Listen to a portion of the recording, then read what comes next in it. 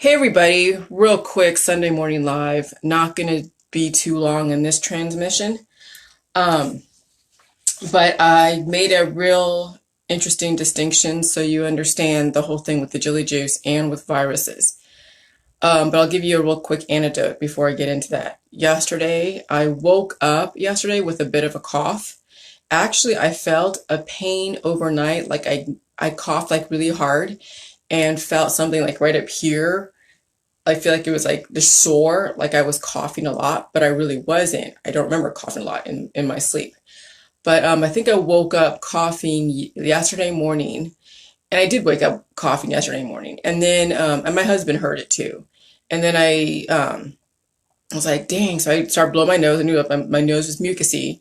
Took a real big poop. Okay. Now, poop gets all the different antibodies out, just so you know. So, poopy, that's why waterfalls are so important with J juice because there's many different ways to get all the excess out of your body. So I took a major poop. And then yesterday I was just kind of on the couch a little bit. I watched a bunch of the Ozark Netflix show and I took a nap. Like I really took a nap. And then I was fine. No headache, nothing like that. It was just, I woke up yesterday morning with a cough, with a bit of a pain. I still had a little bit of a pain, a little bit up here, but not anymore. I took a shot of the J juice at some point, which I did. So, and that's kind of been my story the last 2 months since like January, February, March, and now we're into April, is I would have these intermittent like headaches or pain or fatigue, and it wouldn't last a long time, or a bunch of mucus. It wouldn't last a long time, but I know when there is a virus or that my body has taken on a virus just because I still get takeout food. My husband, he's a trucker, so he does come out there or he brings home stuff, whatever.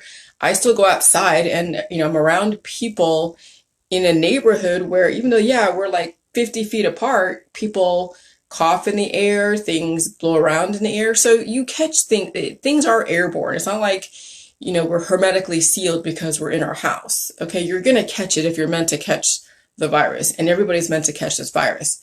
So you have to understand that viruses will bring up all of your predispositions. And now you guys are seeing in like real time that this virus is going to bring up every single weakness you ever had, like every single weakness, and nobody's going to escape it. Yeah, you can try to take your pills and your powders and your supplements and detoxes and all your drugs and try to stop the symptoms, but you don't escape the outcome of what a virus can do. And then if you're taking all those pills, powder supplements, and detoxes and herbs and all of that, you're compounding the problem.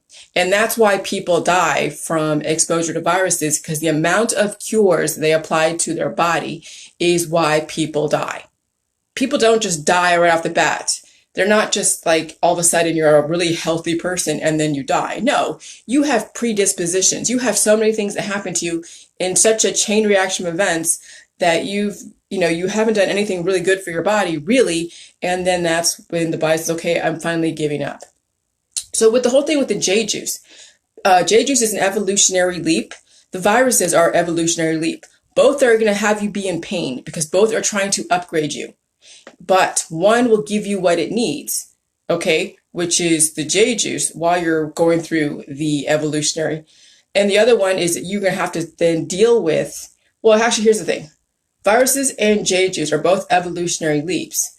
Viruses, no matter what you're going to be exposed to, but the J juice is going to help you get through to the next level and to where you will never really have to feel that type of evolutionary leap again, that adaptation schedule.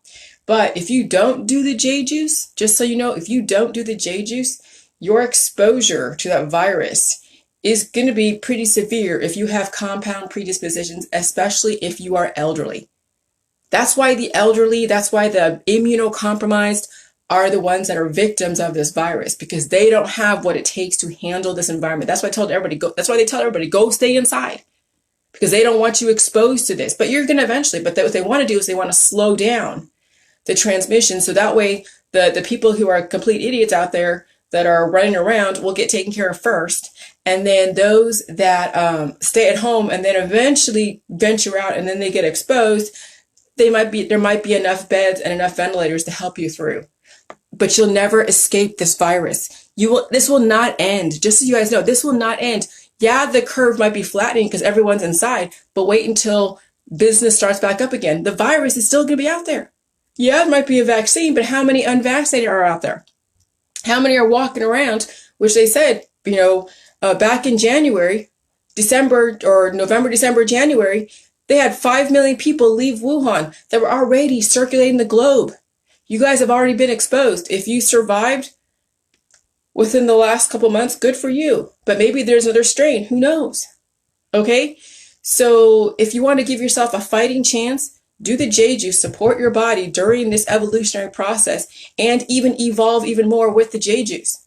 But if you think you have what it takes without the J juice and you want to roll the dice, go for it. Some of you will be taken down several notches from your exposure. Others of you will just die automatically because you don't have what it takes. Some of you will be taken down several notches. So if you would have had maybe 10 years prior to the coronavirus, now you have only 5 years. Kind of an example. Okay? But when you do the J juice, it's going to bring up, just like, prior to the coronavirus, J juice brings up. It's an evolutionary cycle. And it brings up everything, every weakness you ever had, because you have to deal with it. The virus will bring up every single weakness. I know people that are not on the J juice, been exposed to the virus, have mouth issues, have a lot of weaknesses come to the surface. And just because you don't die from a respiratory condition, it's not mean you're going to escape your weaknesses that you already have, that you've sustained. Because people who have predispositions with their lungs are going to be the ones that are going to have to deal with the complications. And then if you don't have lung predispositions, you have heart issues, you have brain issues, you have diabetes, you have cancer. That's going to come up for some people. Okay, so nobody escapes what I would say Judgment Day. And a virus, as well as Jilly juice, is like Judgment Day. But at least the Jilly juice, you have half a chance if you stick with it. With the virus, if you don't have what it takes already, you're done. And if you really want to roll that dice, go for it. If you think you just said, okay, it's okay for me to die, hey, whatever, then why are you afraid? Why are you staying at home? Talk to you later. Bye.